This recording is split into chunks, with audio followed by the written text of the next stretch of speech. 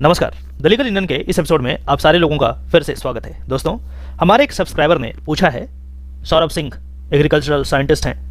इन्होंने पूछा है कि I am an agricultural scientist and I want to do LLB just for knowledge of Indian laws, rules and different acts in Indian constitution. I am 30 years old. मैं 30 साल का हूँ। मैं एक एग्रीकल्चरल साइंटिस्ट हूँ। मैं भारत के लॉज के बारे में, रूल्स के बारे में, डिफरेंट एक्ट्स के बारे में जो माननीय पार्लियामेंट के द्वारा पास किया गया है उसके बारे में जानकारी चाहता हूँ और इसीलिए मुझे लॉ करना है। कुछ इस तरीके का सवाल इन्होंने करा है। अब क्वेश्चन इसमें यह है कि यदि आपको कोई लॉ जानना है, यदि आपको किसी एक्ट के बारे में जानना है या फिर किसी रूल्स के बारे में जानना है, तो क्या आपको लॉ की डिग्री करनी चाहिए? क्या लॉ की डिग्री इतनी आसान है? Answer is a big no. Law की डिग्री करना इतना आसान नहीं है जितना कि लोग इसे समझ लेते हैं। आपको ये जानना होगा कि लॉ की डिग्री एक प्रोफेशनल कोर्स है। एक प्रोफेशनल नॉलेज स्किल की जरूरत होती है। कई सारे सब्जेक्ट्स आपको पास करने होते हैं और ये आसान बिल्कुल भी नहीं है।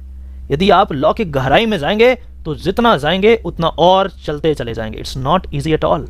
दिल्ली यूनिवर्सिटी में हमने 30 पेपर पढ़े, मात्र 30 पेपर, तब जाकर के LLB की डिग्री मिली।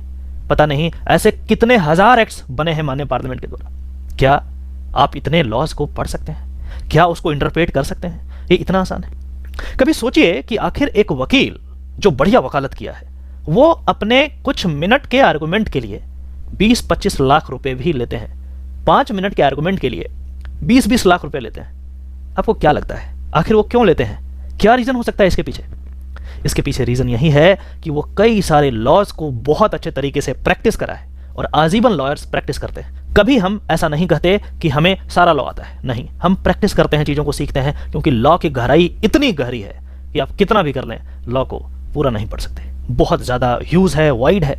और इसीलिए यदि आप ये सोचते हैं कि किसी एक एक्ट को आपको पढ़ना है उसके लिए पूरी लॉ की डिग्री कर लें, ये मैं बिल्कुल भी सजेस्ट नहीं करूंगा और प्रैक्टिकली ये बिल्कुल भी सही निर्णय नहीं होगा। इससे अच्छा ये होगा कि आपको जिस एक्ट की जानकारी लेनी है, जिस रूल की जानकारी लेनी है, उसको पढ़ने का प्रयास करें। हालांकि मैं यह भी जानता हूं कि वो भी चीज आप स्वयं से समझ नहीं पाएंगे। इसीलिए हो सकता है कि आपको किसी लॉयर की या किसी लॉ के शिक्षक की जरूरत पड़े, तो आप वहां से उसको उतना ही इंटरप्रेट कर लें, उतना ही समझ लें, ताकि आपका काम हो जाए। यदि नहीं तो अपने आसपास के लॉयर से, लॉ टीचर से, लॉ स्टूडेंट से जरूर मदद लें। कुल मिलाकर के कुछ ऐसा भी प्रश्न हो सकता है कि मुझे किसी पार्टिकुलर मेडिकल प्रॉब्लम की समस्या है और मैं चाहता हूं इसके बारे में जानकारी इकट्ठा करना। मान के चलो कि कोई सर्जरी है और उसके बारे में आप इकट्ठा करना चाह रहे हैं जानकारी, और दूसरा ऑप्शन आप ये दे रहे हैं कि मैं MBBS की डिग्री ही कर लूं। इतना आसान नहीं है MBBS की डिग्री।